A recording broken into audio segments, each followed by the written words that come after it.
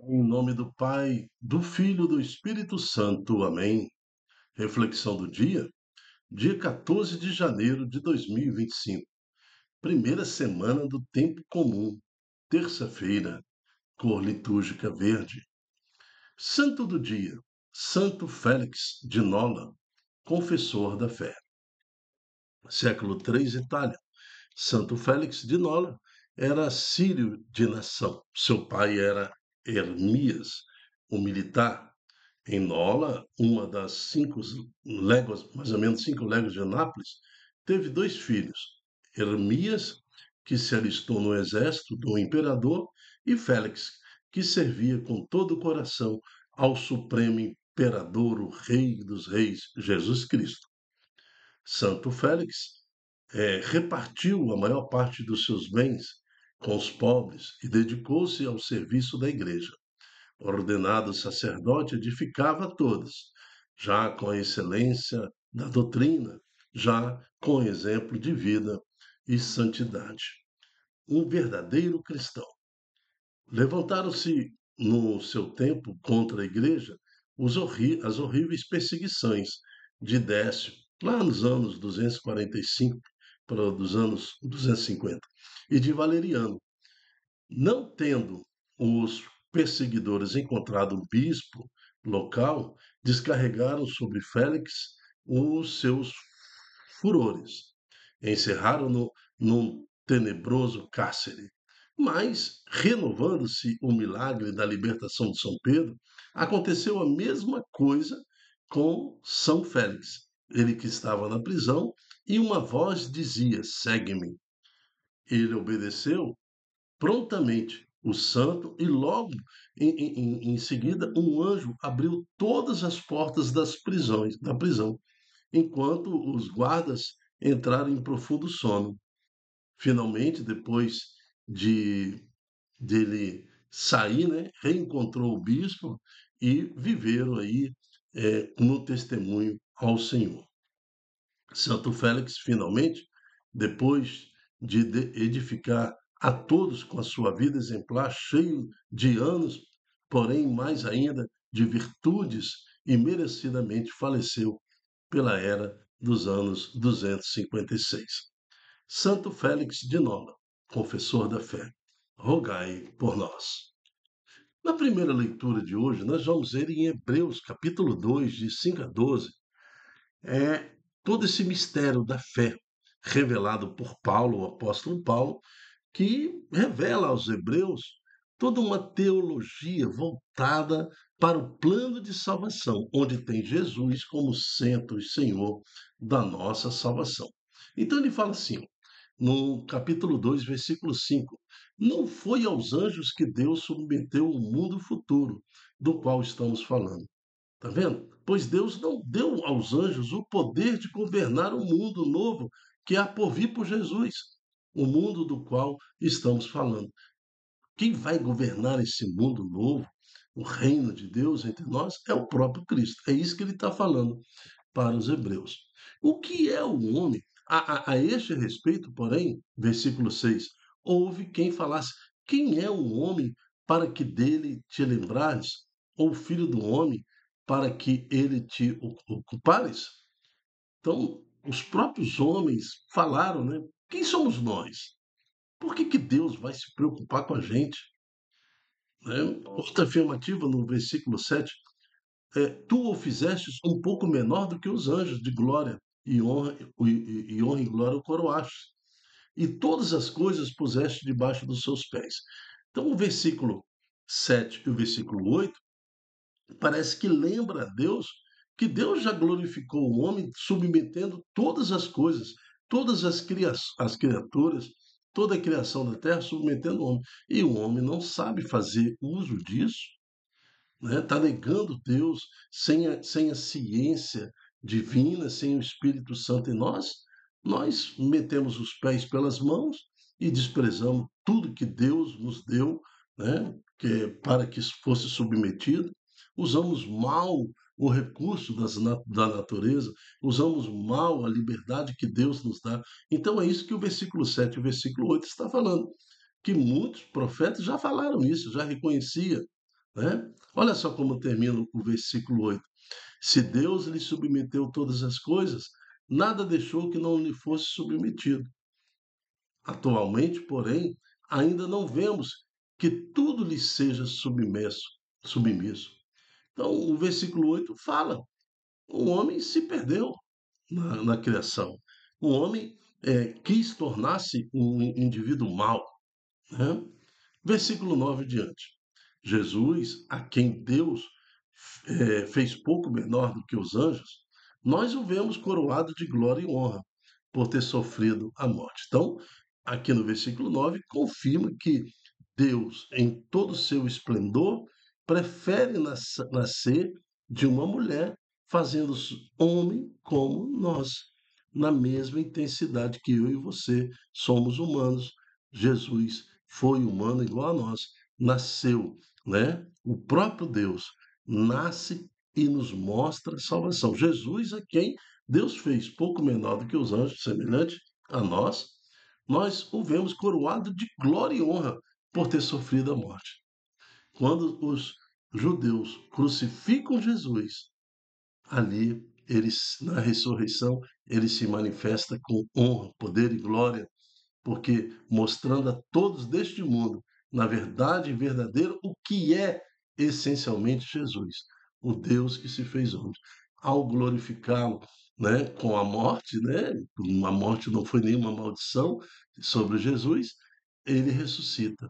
E agora nós aguardamos esse Deus que há de voltar em honra e glória para julgar os vivos e os mortos.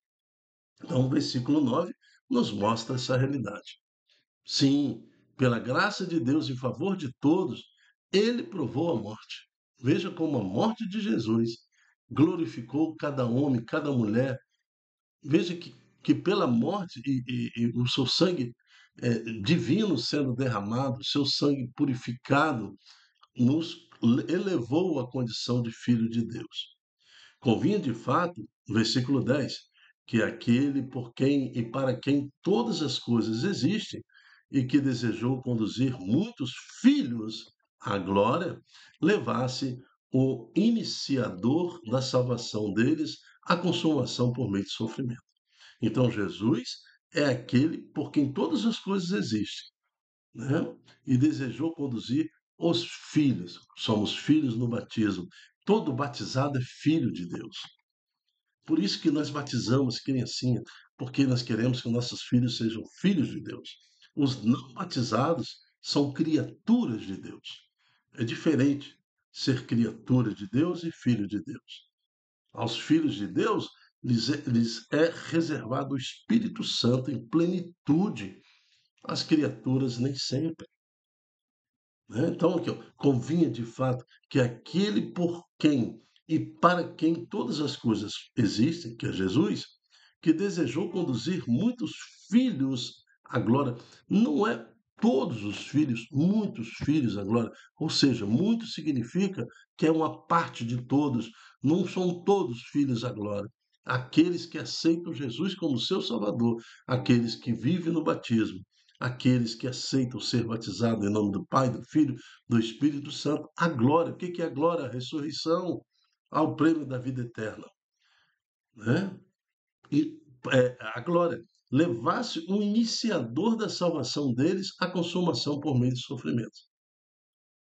Então, Jesus levou sobre si as nossas maldições. Agora, depois da morte e ressurreição de Jesus, nós que tínhamos atrás de nós o fechamento do paraíso, né? Foram colocados anjos de guarda para que o homem não voltasse para o paraíso. Agora, depois de Jesus, esse caminho se reabriu. Agora nós podemos voltar para diante de Deus, onde nós saímos através de Adão e Eva por desobediência. Agora, por Jesus, nós podemos caminhar de volta. É como se o Éden abrisse, agora nós temos o caminho. O anjo que anteriormente guardava para que o homem não retornasse, agora nos conduz para que cheguemos ao nosso Senhor e nosso Deus. Versículo 11. Pois tanto Jesus, o santificador, quanto os santificados são descendentes do mesmo ancestral Por esta razão, eles, eles, ele não se envergonha de nos chamar irmãos. Tá? Então, como Jesus é o próprio Deus, mas encarnado, fez homem igual a nós, agora eles nos chamam de irmãos, dizendo: anunciarei o teu nome a meus irmãos, no meio da assembleia te louvarei. Tá vendo? Uma profecia, né? Uma profecia do Velho Testamento que fala sobre Jesus, que ele fala: anunciarei o teu nome a meus irmãos, irmãos.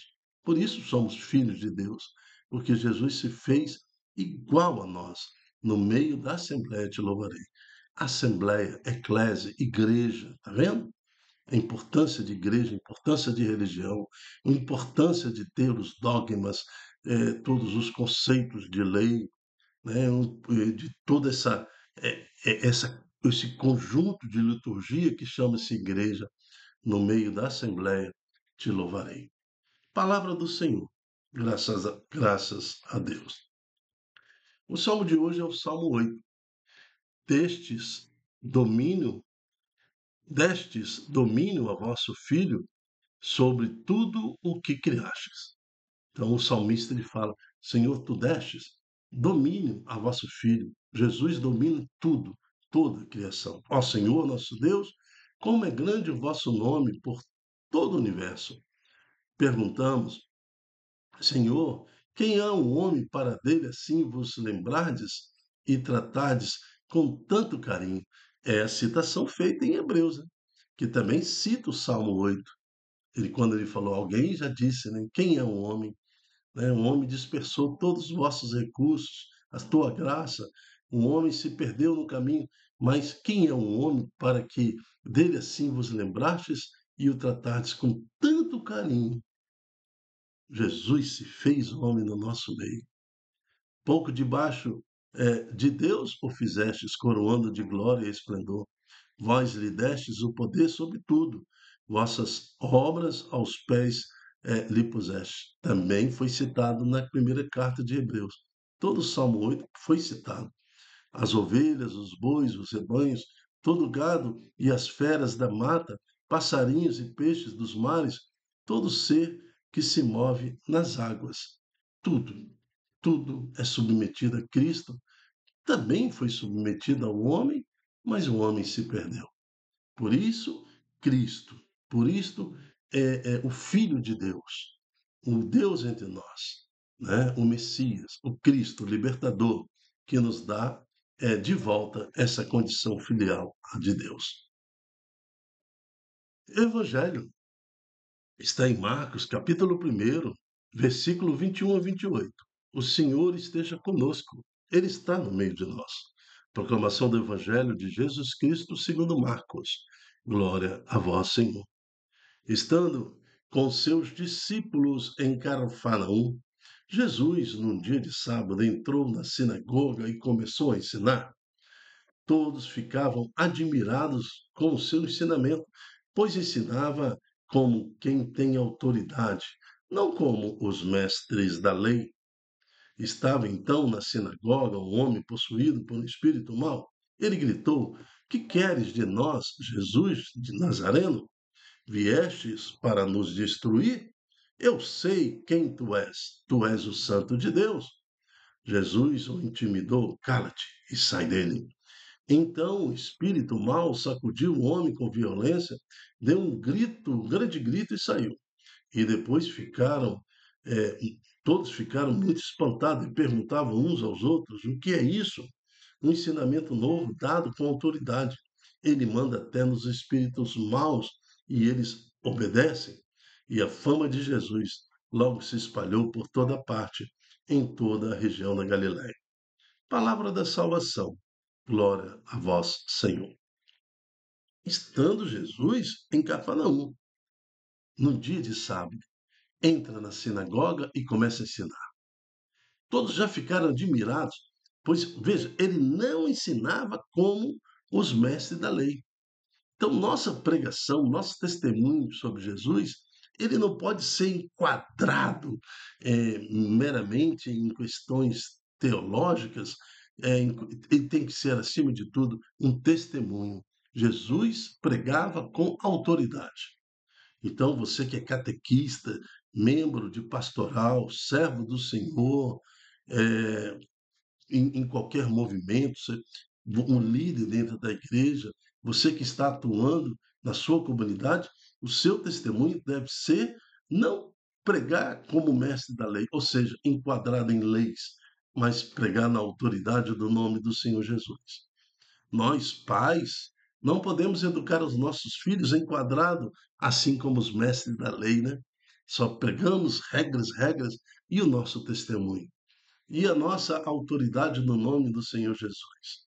É isso que faz a diferença. Mas estava na sinagoga um homem possuído por um espírito mau. Veja que ele gritou, né? Que queres de nós, Jesus de Nazareno? Vieste no Cristo? E eu sei quem tu és, o Santo de Deus. Olha lá a carta aos Hebreus, na nossa primeira leitura, né? O Santo de Deus.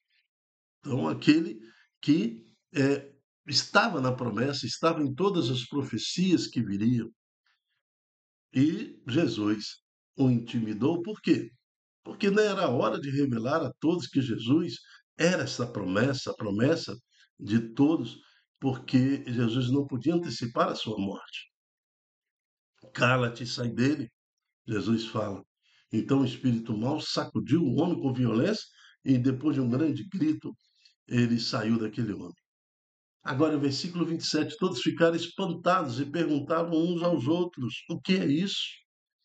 Está vendo? Quando eu mostro Jesus do poder, quando manifestamos com intrepidez a pessoa de Jesus, com a autoridade do nome de Jesus, testemunhando Jesus, as pessoas ao nosso redor também perguntam: o que é isso?